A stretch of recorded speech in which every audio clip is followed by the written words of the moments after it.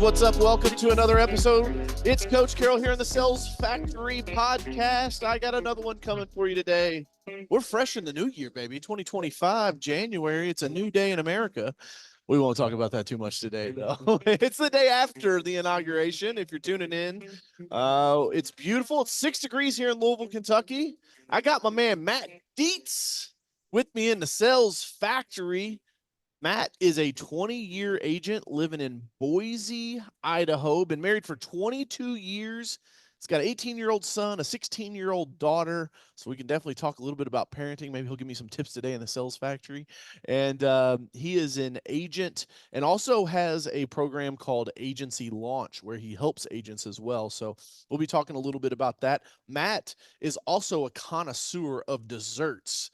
I'll tell you guys how That's I know true. that here in a little bit. But Matt, welcome to the Sales Factory, brother. What's up, Coach? Thanks for having me on. Yeah, man. Well, I know I gave a little bit of a little intro there for you. Let's talk a little bit about your insurance business first, because I've been having a lot of insurance agents on here lately in the Sales Factory podcast. But talk a little bit. What got you into insurance? Obviously, you've been doing it for 20 years, and you recently won an award. So I want you to give yourself a little tap on the back there for that as well. Talk to the people, man. Yeah. So how did I get into insurance, right? No one, grows up dreaming of running their own insurance shop. We want to play center field for the Cubs or whatever, right? So, let's see, my path, I went to college in Michigan. I wound up working on college campuses. After college, I was a hall director and I worked for the office of, I oversaw the operation of dorms with like hundreds of 18-year-old kids in it. And that I got plenty of stories. If you ever want to talk shop about that, I got plenty of stories about what that's like. But I did that for 5 years. I worked in New York for a couple of years. I moved out to Washington State. I got a master's degree in leadership while I was in New York. So that was pretty cool. At that point, I've been living on college campuses for 10 years because I went from college to working on college campuses. And I kind of needed to see how all of this was going to translate into the real world. And so I met my wife when I was at Washington State. She's from Idaho. That's how I landed down here. And I took the first job that came my way, and I worked for Enterprise Rent-A-Car for 3 years. It's a tough job. Good sales training, though, right? Great sales training. It's really where I learned. Salespeople that come from That's how I Enterprise. cut my teeth. I never sold anything before. They put me in this program. Everybody that works for Enterprise starts at the bottom. You're wearing suits and ties and you're washing cars and you're renting them from 7 to 6 in the heat of the winter or the heat of the summer and the cold of the winter. It's brutal, but I learned a ton, and they want you to sell their damage waiver, and so found out, I had a knack for that and was one of the top salespeople in the city year over year. And then after that, I knew my career with Enterprise was coming to a close, because if I wanted to move on, I would have had to move, and I didn't want to move. So someone told me that I'd be good at insurance. And I was like, I don't know, man. You have the skill set, just go check it out. So I interviewed with a number of companies. I landed with Farmers, took a swing at it, and they were right. My skill set really fit well with all of the things that I've collected over time, sales and enterprise leadership, on college campuses. It all really congealed really nicely for me to be successful as an agent. So that's the long and short of it. I love it, man. That's probably one of the most concise intros I've ever had anybody do, so I appreciate it.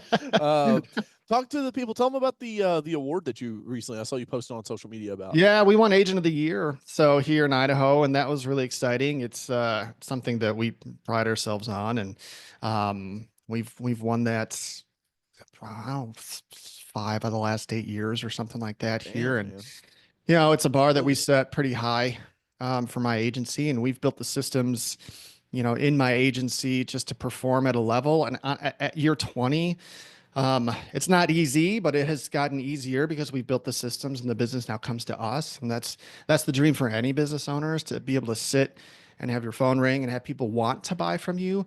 But it takes, it took 10 years, to get to that. Yeah. And you have to build all of that by scratch, which is what we did. So yeah, here we are. Man. Well, Yeah. congrats on that. Thanks, That's man. I love a good award, especially when it's rightfully deserved. Right, no Thank you. participation trophies in the sales factory. So, That's uh, right. and if you're listening, this is just me continuing to bring you guys the cream of the crop, right, the top of the top. I want to bring Coach, you. I have to uh, say congratulations to you. I saw your name pop up in USA Today. It did. It did. USA Today, one of the top entrepreneurs of 2024. So That's I appreciate incredible, that. man. I appreciate. Congratulations. What an honor. Yeah, I don't know if it's my entrepreneur skills or just the PR team working their ass off, but um, Ah, you have the face for radio. I think that's what it is. that's what it is. Uh, but no, man, congratulations to you. We actually met in Phoenix, right? We met out in Phoenix at the farmers event, and so Yep. we went to dinner the first night, and we were kind of chatting it up. And I actually saw you post on Facebook about it. It's kind of funny. Every the server comes to the table and is asking, does anybody want dessert? And we kind of kind of look around. It's one of those moments like where you're in a business, you're in a business environment, so it's like, do we get dessert? Do we not get dessert? And like Matt's like, we got this, bro. We got this. And Yeah, so I we got order it. up dessert. We go. Long story short, we go to dinner the next night. And like it's me and my brother and Michael Weaver, who you guys know have been on the Sales Factory before, and Matt, and the person asked, hey, do you guys want dessert? Right. And like we all slowly turn and look at Matt because he's so excited about dessert the night before. And of course, we order cheesecake and split it 4 ways. So no homo. But it was it was delicious, man. And it was cool. It's just fun, man. When you meet people that you can just vibe with, like right off the rip, I always think that's a good time. Yeah. And really cool. Let's talk about like the power of networking, like going to those events and stuff, and getting out amongst your colleagues. So this is something I talk about in the Sales Factory a lot, right? For guys that are just starting out, people that may are just like this is their like first foray into business. Talk about that for a second, Matt. While I actually shut the door on my wood burning stove because I see smoke and flames coming out of it, so it's Yeah, finally caught. why don't you take care of the fire that's I going don't on need in an your shoe? insurance claim. Do you want me to talk about face to face, kind of like face to face Face marketing? to face networking, man. Yeah. Yeah. Okay.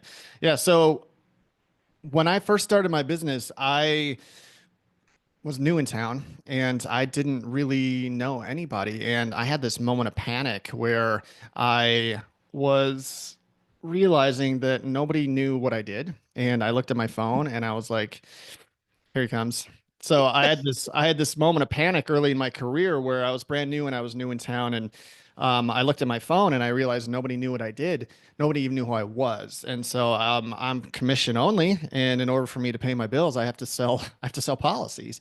And so I talked to my district manager. I was like, hey, how do you do this job? Like, I had no idea how to do this job, and he talked to me. He's like, well, you got to go out and meet people. You got to market and this and that.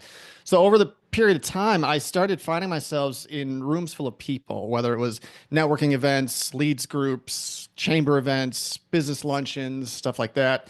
And I looked for as many of these as I could. And in the beginning of my career, I would go there and I'm like, there are all these people that I can sell to, because that's the one thing that's great about my product is I can sell it to anybody, pretty much any adults, I can roll up on and be like, hey, who's your insurance with? Um, but in the beginning, I didn't even know how to network in front of a group of people. Some people do like the spray and pray method where they have all their cards and they just throw them like confetti all over the room, or put them on every table or hand them out. And that doesn't work. Okay. They need to know a little bit who you are. So over time, I realized that I needed to set a goal every time I went to an event like this. I'm like, I'm not going to leave here until I have whatever number it was, 3 commitments from people to allow me to quote their insurance. Okay. So I dial it down to, shaking hands with 50 people to having 7 or 8 really good one-on-one conversations, looking people in the eye, shaking their hands, asking about them. And this dance you have to do with people is something that took me time to learn. So how do you end up asking somebody for insurance? And what I learned was you let them talk about themselves. You get them, all frothed up with, what do you do? How long have you been doing it? Where are you from? Just ask some nice general questions to get the conversation going. And eventually it's going to turn around and they're going to ask you, oh, hey, what do you do? Aha, now we're in a good spot, right? Well, this is what I do. This is what we do well. And then I would flip it and be like, who's your agent? And that's the first question that I would ask out of the gate. And depending on how they answered would determine my next line of questioning. If they said, oh, my brother is my agent, um, going to find a way to get out of that conversation. I'd go Moving it find the on. next one. If they don't know who their agent is, if they're with a company that doesn't have an agent, then it's a different answer. I'm like, oh, I'm local. Something that we do really well is personal attention. We review your accounts every year. We want to make sure you're covered properly, and then you go for the ask. You're like, is there any reason I couldn't try and save you some money on your insurance? And so once you learn how to have that conversation, it becomes more natural and you can do it with anybody, really.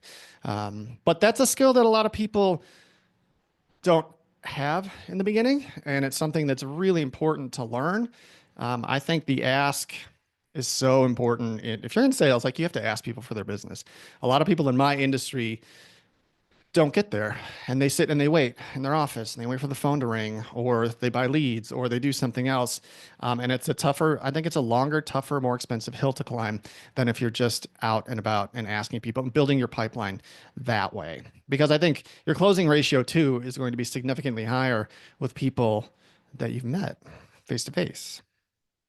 I like that. So, building your pipeline, knowing your numbers, and then I always use this analogy: hunt the game that's in season, right? Not game like Amen. as a game you play. Game as in like the animal, right? Like if you're hunting a prospect, right? Like if you're, I'm finishing up the edits on my new book that's going to be dropping in May called The Hunter Head Game, and so there's an analogy I put in there is like hunt the game that's in season. Like you said, like, oh, my brother does me insurance. That game's not in season. That person is not available, man. The likelihood that you can close that business, but you'll waste a ton of time, right? If you don't understand that, or if you don't ask those questions. This is why I always tell people you got to read the book How to Win Friends and Influence People, right? It's like Hey, Ben. it's like the communications 101. And what you heard Matt say there was, I asked them about themselves, and that's what that book talks about. It's like getting people to be interested. You're interesting when you're interested about others, right? And so Absolutely. if you can ask them those questions and hunt the game that's in season, that's super important. I also think it's cool because Matt, even though you're not like a huge agent, like on social media, like you're not like, oh my god, I love social. We talked about this a little bit in Phoenix, right? The age old principle still applies, and what you're hearing from Matt is he's still done what I tell agents or entrepreneurs in general to do on social, which is build a brand. And that's what Matt's done. It's just taken 20 years or 10 years, right? It does take time. And this is why, Matt, I often use this analogy that Mountain Dew doesn't buy the $7.5 million Super Bowl ad and then come into the boardroom on Monday morning and say, how many bottles of Mountain Dew did we sell last night? Right? Right. It doesn't work like that. It's a long-term play. And those 50 people that you talk to at that event, you find your 3 hot prospects that you're going to follow up with that give you that commitment.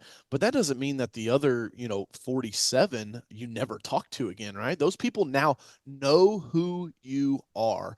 And that's the biggest problem that I see small business owners have.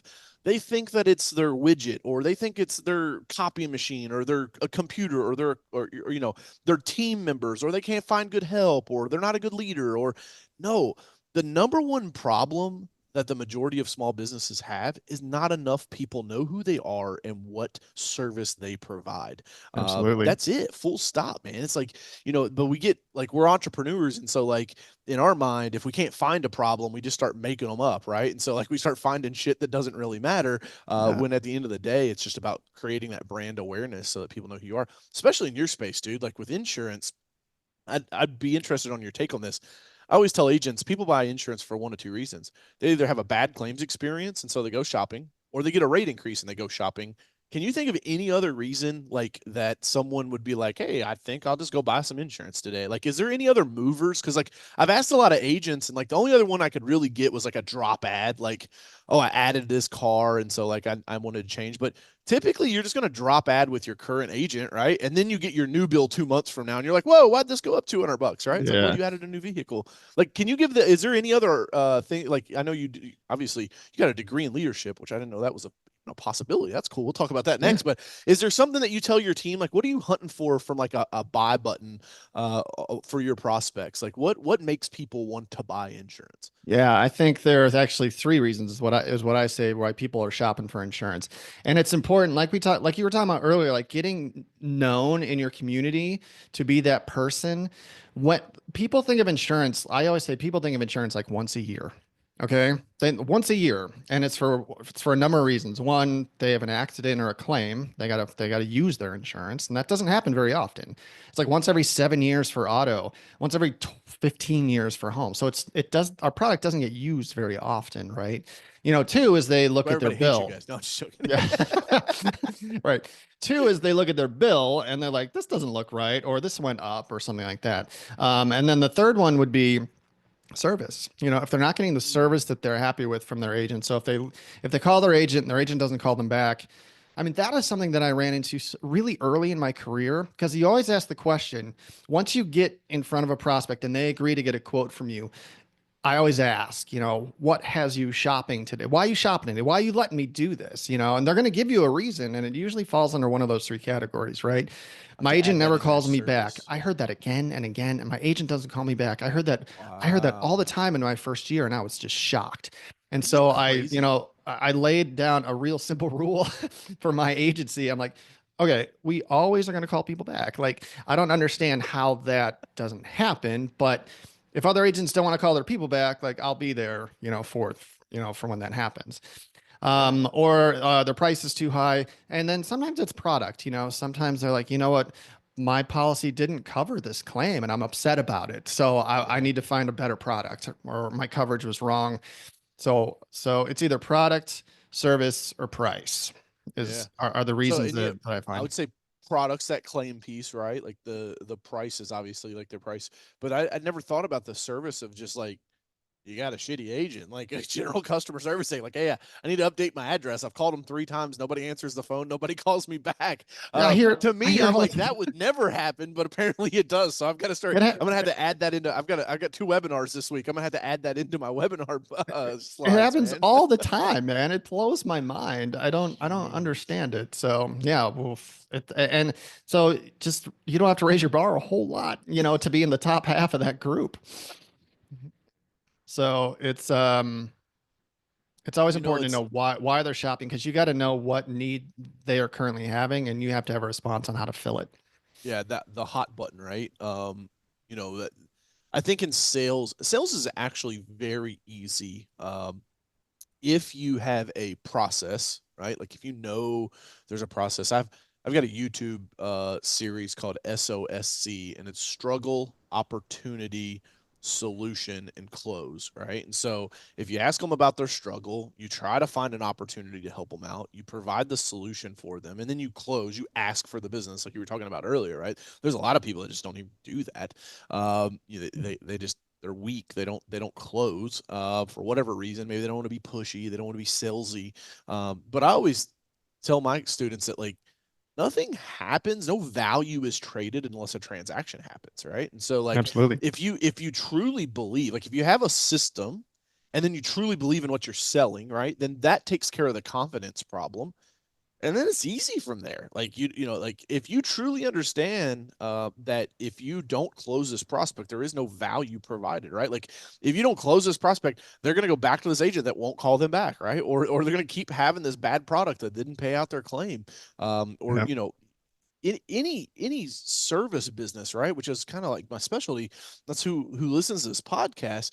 Which will take a quick second, guys. If you haven't subscribed to the podcast yet, make sure you smash that button. You don't want to miss out on any of these episodes. We've got a ton of content. I'm doing a full day's worth of content every single month, all year long. So we're gonna do over 60 episodes this year. Be pretty crazy. Matt, talk to us about this leadership thing, man, because I'm kind of interested in that actually. I'm wondering how's that happen? How do you get a degree, a master's of all things in leadership? That's pretty sweet, man. Yeah, thanks. I want to touch on one thing that you just said, and then I want to get Okay. into leadership, because as Love it. far as sales go, like, what did you say? SOSC? Was that what it was? SOSC, struggle, SOSC? opportunity, solution, and close. Yeah, I was taught something very similar, and the phrase that I was told was like, you want to create doubt in the sales process, and you do that by asking questions. And so in the sales process, it's so important that you just don't roll up and tell them what they need. You let them figure out what they need by asking the right questions. And so you really have to curate Ooh. a really solid list of questions for your product and or your industry, so that you can walk them down a path, so that and you're going to get to some questions that they may not know the answer to. And that's kind of what you're hunting for, you know? So for Yeah. me, for insurance, you know, you say, hey, how much liability insurance do you need on your auto? And a lot of times people are like, what's liability insurance? Like they don't know, you know, and that's great. You want them asking questions back to you because when they're asking questions back to you, it positions you as the authority and you Yeah. make that transaction a collective, you know, agreement between both of you. You're if the prospect can be a part of building what they buy, like I think it's a tremendous strength of yours as a salesperson because they are invested in what they're building and what they're buying. And so that's something that Hmm. that I learned early that was just it's more questions, more questions, more Cat questions went on to the the sales bank. side. I think it's really important. I like that, Um, man. for leadership. So when I was working on college campuses, that was my path. Like I thought I was going to take that path for a long time. And you start kind of at the bottom. I was a hall director. I worked in the office of residence life. So all the campus life, you know, all the activities that are provided for the students that live on campus and building community. Like that was our primary goal was to build community, help students feel a part of something, help them feel safe, and give them a great experience. And so that's where I started. And then from there, you could go on and, you know, in my head, I was just going to climb the ladder. You know, I wanted my boss's job and then I wanted that boss's job. And that was just my mentality when I was an employee. You know, I just felt like that was the path to go. So the next job up would have been maybe like the director of residence life for a campus or to be a provost or to be a dean or, you know, there's just down the path. That's what you do. In order to do that in this world, you had to have the key to unlock that door just to get into the interview process, and you had to have a master's. You have to have a master's degree if you're going to apply for these certain positions. Certain And so levels, that was right? my path at the time. And I was like, all right, well, I worked at a school called SUNY Geneseo, which is State University of New York. It's kind of like the Cal system, but New York has it. And I was in Geneseo, which is about an hour from Buffalo. And while I was working there, my department offered, if you want to get a master's degree at Buffalo State, we will pay for you. And I was like, well, let's do that. You know, so I went and Damn. you know, enrolled at the Buffalo State University, and they have a leadership uh, uh, master's, and they teach you things like, you know, communication, building community, like, oh, what's the word I'm looking for? Like, you know, having influential conversations, you know, creating safe places. There was also a research component because research is big on universities, of course. So all of that combined, really, it was really helped you communicate. Really taught a lot of empathy, you know, because that's important in leadership. How to have convictions with how to speak. You know, they're speaking. So there's a lot involved with that, and so much of that, you know, helped me in what I do today. You know, so and so much working in that field too. Like I had to hire people for my staff. So I learned how to interview, you know, I had to learn how to bring new employees along. So, how to teach, how to do their job properly. And so there's so much that I learned in those 5 years that directly translated to being a good boss, essentially, and being a leader in a space like this. It was an incredible help that I didn't know that I was going to use it in the real world that way, but Right. I'm so glad that I did. Uh, Talk to me about empathy because you said, it's super important, but honestly, I think it's important, but I also think it's probably one of the most difficult things from a leadership standpoint to do, right? Especially like when you're a hard charger because you're just like, I don't want to hear your excuses, but a lot of times, like, it's not excuses, it's just life got in the way for somebody, right? And you have to understand how to handle certain situations and whatnot, right? I'll give an example and then I'll let you tee back on this. You know, we were set to go back the last 2 weeks of the year. So the week of Christmas, the week of New Year's, I give my team off, right? It's paid vacation, 2 weeks of paid vacation. I asked them that they monitor their email in case any clients have emergencies. Like we got to play whack-a-mole on it, but otherwise, they're home with their families. I think it's the least I can do. Their families lend them to me for 50 weeks out of the year. The least I can do is give them back for 2 weeks out of the year, right? And so Yep. it's really cool. The team really appreciates it. And so we were slated to come back like January 6th, that Monday, like boom, we're going to be back in the office. We're going to be ready, like head down, right? snowstorm blows through, frigid temperatures. We got like 10 inches of snow. We're in Kentucky. We never get it's the most snow we've had in 24-hour period since like 1998, right? Half my team Wow. members weren't even alive in 98.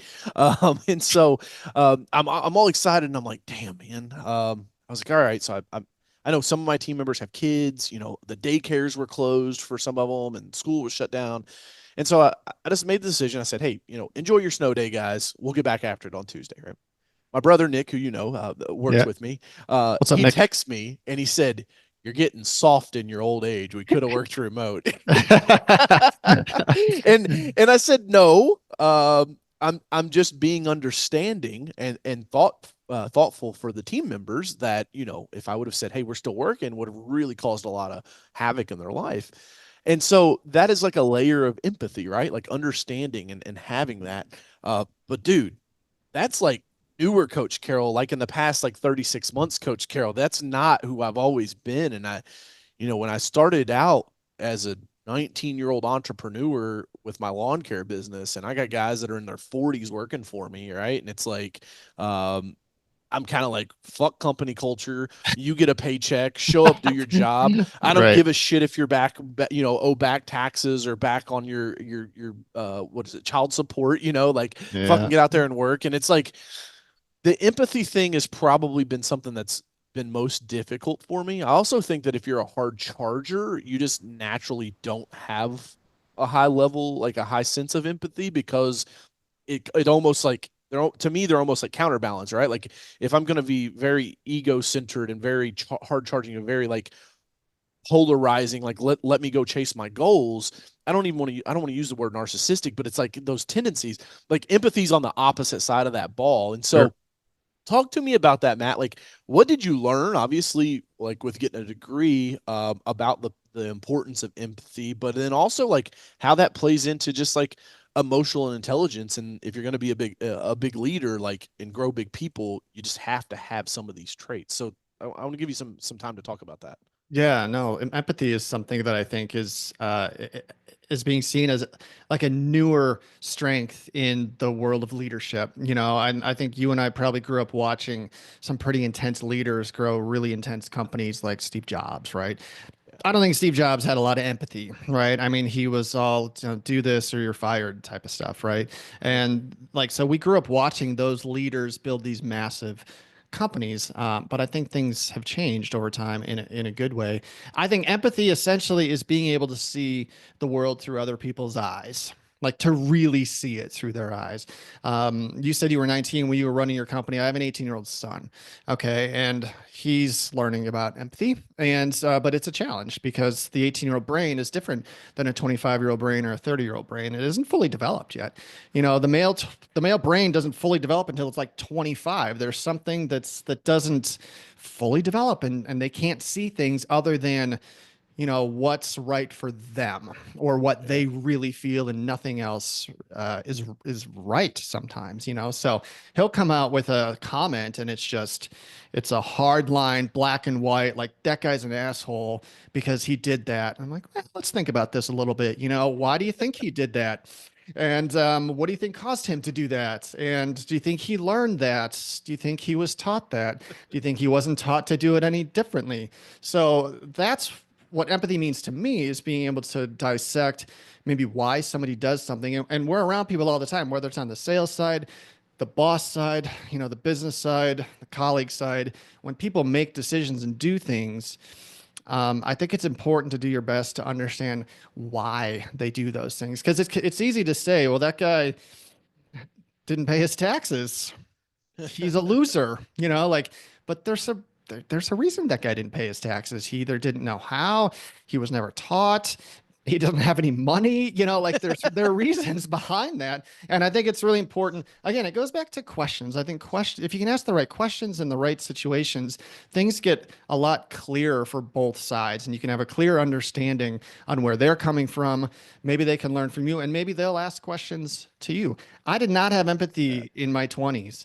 I got fired from jobs because of that. I was selfish. I was doing things my own way, and it wasn't Selfish. That was it the wa- word I was looking for. yeah, it Yep. wasn't the way that it should have been done, and I got fired from my job in New York. I got fired there because my boss was telling me to do things, and I was like, I'm not going to do it that way. That's bullshit, you know? And he was like, okay, well, you can't work here anymore. I You're was like, oh, unemployed now. How's that I for? was like, That's kind of bullshit too, isn't yeah, it? I was like, oh shit. And so, I blamed him for a long time. It took me a minute to really dig down and be like, you know what? The common denominator of my mistakes in over the past 5 to 10 years, of all the mistakes that I made, the common denominator was me and the Yeah. choices that I made.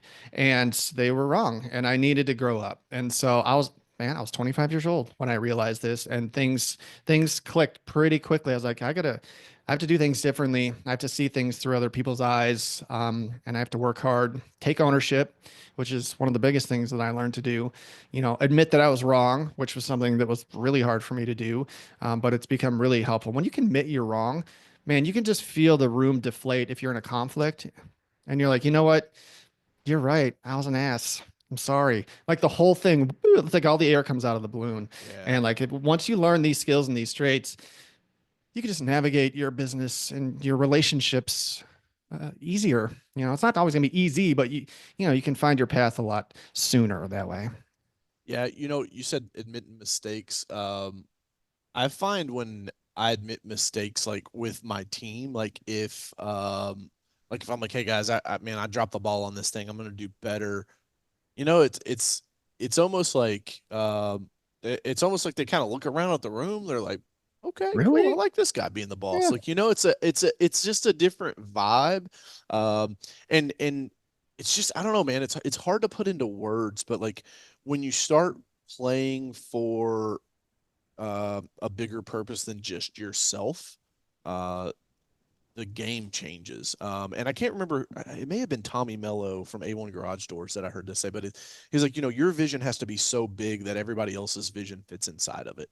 And I was like, holy shit, man, that's good, right? Like that's big time. Like that's if somebody comes to me and says like, hey, I want to buy a boat, and it's like, oh, we're never gonna make enough money for you to be an employee and own a boat, right? Like, shit, who wants to work at that company, right? Versus Right. like, if it's like a employee comes to you and is like, hey, I want to buy a boat, it's like, dude, we could probably figure out how to make that happen like in the next 36 months for you, right? Like Absolutely. it's just a different level to the game. And also I think understanding that different people are different people, right? And when you start building a team and you have company culture, there are going to be things that you may not necessarily agree with, or you may not necessarily, think are the right way to do things. But it's almost like I've got a 20-month-old daughter, and Matt, there was a point in time where your daughter was riding a bicycle and you had to let her fall and scrape her knee, right? And it's like Yeah. you have to do the same thing with team members. I think it's like you see them about to go off that cliff, and you're like, all right, that cliff's not going to kill them, but that's going to bruise them up pretty bad. But they'll learn not to do that anymore. And it's like sometimes you just got to have. I think that's a part of empathy too, of like not that like get out of the way, stupid. Let me do this for you. It's like no, I'm going to let you go scrape your knee because you'll become better because of it. No, I do that with my employees because I've been doing this for a while now, and I kind of have a pretty good sense on what works and what doesn't. But if I have a new employee that comes in and has an idea, and it's an idea that I deployed years ago that didn't work for me, and like I got this great idea, I want to do this. And I was like, so I let him do it, but I ask him questions and I try and give him the best chance to succeed. Maybe it's something I didn't do right. Maybe they can pull it off. Yeah, Mm. but so I had one guy come and he's like, I want to do this. I want to do an event at this trade show or something like that. And I was like, great, that can work, but I want you to set goals. And I want you to know how many leads you're going to get from this. And I want you to track it. And I want you to bring back. And then I want you to write out I want you to write me a plan on how this is going to work. And they're like, okay. It's like, came in and they're like, all right, how many leads are you going to get, in this 8 hour period? And they're like, all right, our goal is to get 300 leads. And like, I was like, 300. So I did the math real quick in my head. I was like, that's a lead every like 4 minutes, like without stopping all day. And they're like, yeah. I was like, all right, you think you can do that? And they said yes. I'm like, there's no way in hell, they're gonna get a lead every 4 minutes because there were two of them or whatever. It was a ludicrous number. I was like, all right, go ahead. And like, I mean, I think they got like 27 or something like that. And then they didn't work them like they said they would. And I was like, and inside I'm like, all right, let's debrief and figure out what happened here, what didn't go right. So there's a small percentage that they're going to go pull something off that I wasn't able to do. And I would be stoked for that win. If they don't do it, they learn something from it. We adjust, we pivot, we either do it better next time or we try something else. So I'm all about what you just said. Whoa. Letting people Mic figure out. drop. That was a literal mic drop. That was I mean, you amazing. weren't even Well, I'm touching just it. It gonna just popped stop. I out of think there. that's it, right? If you guys aren't watching the video, if you're only on the audio, you're missed out. Literally, the microphone just popped out of the holder like it was. I don't know. It was a literal mic drop. You didn't even touch it. I think someone was telling me I'm talking too much, maybe, but no, that's the that's let them learn. You're right. I mean, let them learn. But if they don't learn, that's a problem. So that's something that we ought to be aware of. For sure, man. For sure. Yeah. Cool. Well, that's good on empathy and leadership. That was I didn't think we would get into leadership talk this in this podcast, but you never know, Yeah, man, I'm man. here for you. So there is a thing called agency launch, There and is. I want to talk about that for a moment. When did you start it, and what is it? Talk to us about agency launch, man. Yeah, agency launch has been a pass. I've been a 20-year agent. I run a different shop than my peers. I have a pretty Yeah, decent size. talk about that because I heard a little bit about this in Phoenix. So I want people because like a lot of people are like, man, 20-year agent. I bet he's got like 9 offices and 900 people, right? Like talk a little bit about that because so you guys that are listening, like Matt is not the like he doesn't spend $1 million a month buying leads. Like he doesn't have 900 dialers in cubicles. Like he runs his shop a little different, but don't discredit what he's about to say because if you were listening at the beginning, like he was the fucking top agent in Idaho for the year. So like he's got something figured out here. So Matt, tell me how you're a little bit different than what they are used to seeing maybe in the insurance world. Yeah, so there are many different ways you can run an insurance agency, okay? And I chose to run mine as what I would call like a Main Street agent, like I have drank a I lot like of that. coffee with a lot of people in town. I built a lot of relationships to have referrals come in. I have a pretty decent sized agent. I have 4,000 policies. The average agency in the country is about 1,800, so we're more than double the size of the average agency. And I have 2 employees, which is about half of what an agency of this size generally has. And it's because I'm wildly efficient with my time and my money. And so I have one person that does customer service for my whole entire book.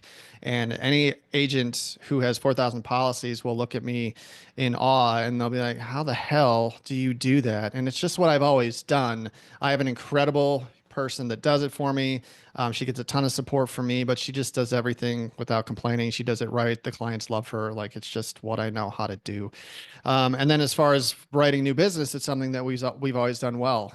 So I know how to sell, I know how to market, and I know how to build referral networks. And again, that took longer, than some maybe other agents who are buying $7,000 worth of internet leads and have 15 dollars, but the expense to that is something that I wasn't really willing to take on. A lot of these mega agents have a war chest of money that they can come in like, I got $250,000 and we're going to set up shop and we're going to get after it right away. And that's And amazing. And that's, and a lot of them, Matt. I think it's only fair to call a spade a spade. A lot of those guys that are buying leads, they're not profitable. Like they're losing their ass. Michael Weaver and I have talked about this a bit, where he's like the number of agents that he meets that are, hey man, I gotta figure something else out. I'm $25,000 in credit card debt from buying leads, and like I don't know what the fuck I'm gonna do. I'm on my way out of business, right? And it's Mhm. like, I, I I do this for any industry. Like in any industry that I see, it's like, don't let the internet fool you. I talked to an agent last week. He bought 11,000 leads last year. They only closed 343 of them for about 40,000 in premium. He lost about Oh, 20 grand on that. And it's yeah. like, man, don't let the big numbers the flashy numbers. When I was a contractor, this would happen. You'd hear about a guy doing 5 million in revenue, and it's like, yeah, well, it cost him 5.1 million to do that 5 million. So don't get too Right. excited. But I sorry, know. I didn't mean to cut you off there. I just think it's important that people understand that uh, you know a lot of agents get themselves in a pickle really quickly. Yeah. because they buy leads with the hope that it's going to scale their agency to infinity. And there are agents out there that have done a really really good job. You shared with me in Absolutely. Vegas are a couple of big dogs that are doing millions and millions of dollars. But I would say that's the exception, not the rule. Would you agree Yep. with me on that? I was taught, someone said something early in my career. They said, man, it's not what you make, it's what you keep. Mm, And like, that was it for me, man. Like I would rather gross $500,000, and, net 200,000 than gross 2 million and net 1.8. It's just significantly more work to gross or $2 million. It's yeah, the same profit, so, right. That's um, the thing. Or yeah, like it's like gross 500, net 200, gross 2 million, net 200. I was like, you're just doing a lot of extra work. ex- My buddy Tommy Mello, which my listeners know, A1 Garage Door. I saw a video the other day. He was like, yeah, we'll net $8 million this year. He's going to do 240 million top line. I'm like, that's like a 3% margin. That's a yeah. lot of fucking headache for $8 million, A man. lot. Yeah. There was a period of time, coach, where I ran two locations, and I did have like 6 employees at one time. And it was like, I felt like a big shot. I got two agencies and I got 6 people and all that shit. But I wasn't making any more money than I was when I had one shop with 2 people.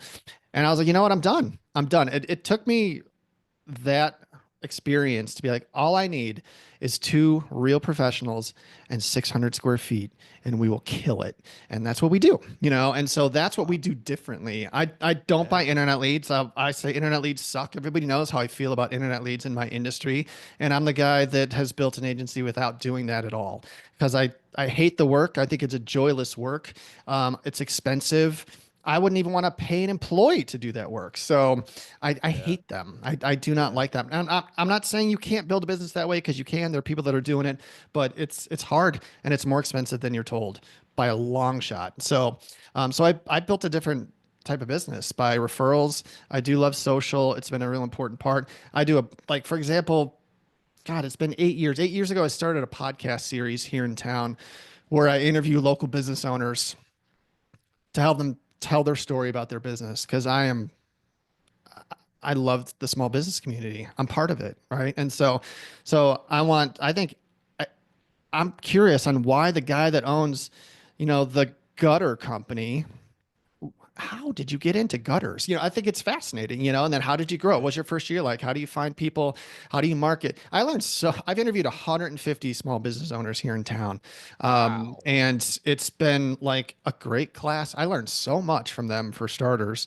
And we create a piece of content that's beautiful for them to use. Yeah, It man. builds a great relationship. I'm spending hours with these people. You want to talk about building a relationship? You know how much Yeah. business I've gotten from doing this? Oh A ton. It's yeah. been the best business. It's been the best marketing strategy I just did it because I wanted to try it. And I did it because I wanted to get into people's phones. You talk about this all the time when you're on stage. You're like, yo, everyone is staring at these things 4 to 5 hours a day.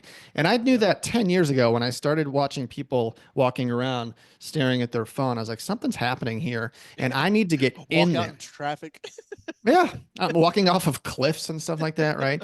Like I need to get in that phone, and once I realized that, and once podcasts started to get some traction, and I was listening to podcasts, and I learned that anybody could do a podcast. Yep. Even you can do a podcast, coach. So like I was like, well, if anybody can do a podcast, and all you need is a microphone and a computer, I'm going to try and get into people's phones this way. And so I Yep. did. I actually do 3 podcasts, and it's been a really important part of my journey. It's been great for branding, and it's been great for getting me in front of, my business community here in town.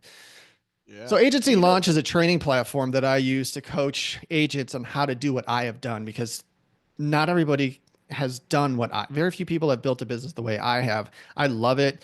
I'm good at it. I have a background in leadership and coaching, and I have a way of making complicated things simple. I can explain things in a way that people can understand them. It's a strength of mine. So all of that combined, I turned into a side business where I'm helping agents either learn how to do this business or get their business to the next level. And so I do one-on-one coaching with agents. We meet every week. We solve the problems that they need to solve in real time. I don't have a syllabus. I don't have an agenda. I'm like, what do you want to work on this week? And we get to work, and the results have been just tremendous. There's a strength to coaching. You know this. A lot of it comes Absolutely. from accountability. They're going to show up every week. It, 60% of coaching is accountability. I say that all the time. yeah. So it's been about 2 years since I started doing one-on-one coaching. Before that, there was an online platform that I had built that videos on how to do marketing, sales, staffing, and retention, and that's still there. It comes with the coaching, but now the real strength is the one-on-one coaching with agents, and it's been tremendous. It's some of the best parts of my week. I love it. Yeah, man. I can tell that you have just a true like servant's heart and like enjoy helping people. And I one of the things that I love about coaching is like I get more out of it sometimes than I think my students do, right? It's like because Yeah. when I reiterate policies or procedures or strategies and tactics that like I already know work, but I teach them again, it's like, shit, DJ, you're only doing that at 90%. Like you need to click it in a little more, right? Because Right. it's like I'm not perfect. Um, I want to back up though, because you said something. I should have wrote that down. You before you pivoted to the agency, you were talking about the podcast. Do you happen to know Scott Rates? Does that name ring a bell? He's a State Farm guy. I didn't expect you to know him. No. So Scott was a guest, I don't know, episode 406, 405, I think. If you guys want to go back and check that out, you can go to coachcarroll.com/podcast to see all the episodes. But Scott does the exact same thing, man. He runs a local podcast. And like our business, like with the advertising technology company, like we help small businesses all across the US. So like that's why my format is like basically any entrepreneur is a good guest for the sales factory.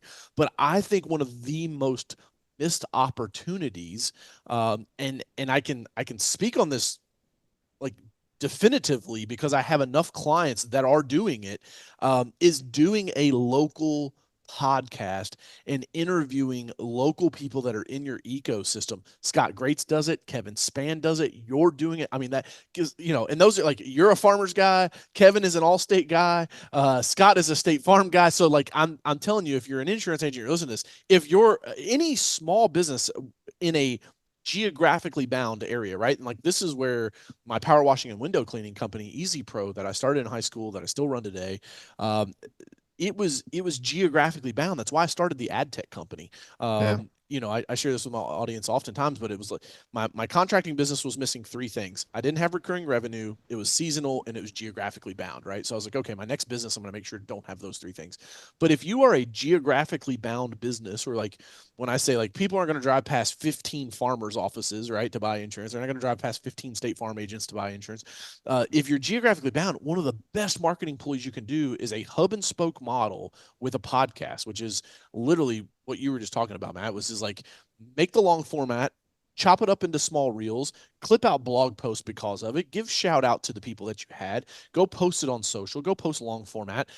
It's so powerful and it's a great use of your time. So I wanted to double 100%. click on that, man, because you're definitely doing, and the Sales Factory's been around since 2015. This thing started out as a radio show, believe it or not, on Biz Talk Network back in 2015. So we've been doing the podcasting thing for a long time. Uh-huh. But you're right, dude. You can go to Podbean or any of the other places out there that host a podcast. It doesn't cost a ton of money, and Nope. it's a beautiful way to build business connections and create marketing content at the same time. Yeah, and it's not the podcast isn't the only media. Podcast is great for people that enjoy, interviewing and talk. It doesn't have to be like that though. I know some agents that are doing some things along the same lines, but they're using their Facebook page and they're just doing like a new business. They're doing like a business spotlight. So they'll go out to a business, and you could do the written word, right? You could sit down Yeah. with a business owner, ask them 7 or 8 questions, takes 15 minutes, snap a few pictures, get a picture of you and the business owner, get a picture of them in front of the shop, get a picture of their product, blast it out on your page, do a little write up, tag them, and then do that as often as you want. You're giving that business free advertising. The bigger your network, obviously, the greater that is. You're going to tag them. Now Yeah. you're going to piggyback off of their network as well. And you Yep. could do that. How long does that take for starters? And what Oh, business owner is going to tell you, no, I don't want you to do that for me? So if yeah. you said it earlier, what was it? Hunt what is in season, right? Yeah, So the we game that's in say season. sell what we say something similar, like sell what's on sale. So if you have a product that you know that you're hot in, like for us, like maybe we're great at restaurant insurance, which we are. We have a great product and it's priced well. It would be really smart for me to spend a year and do that and interview or do business spotlights with as many restaurants as I could in town because now Yeah, I have a product that's perfect for them. How am I going to meet them? How do I get past the gatekeeper? How do I get in front of the right. owner? Like you do this. And if you do one a week, man, you're going to meet 50 business owners that own your target market in a year. And it's just a great way Yeah. to do business. Plus, you're probably going to get some free meals out of it too, right? Exactly. Well, cool, man. Well, we got to wrap this thing up. We're rolling right up on 50 minutes, man. This time flew. Time Yeah, flies when you're having fun, as they say. that's right. So I appreciate you coming on, you guys. I hope you enjoyed this episode with Matt, Masters in Leadership, one of the top farmers agents in the country. We talked about empathy, talked about hunting the game that's in season, knowing your numbers, how to build your pipeline. Matt talked about, the average agency only has 1,800 policies. Dude's rocking 4,000 over there with a very tight team.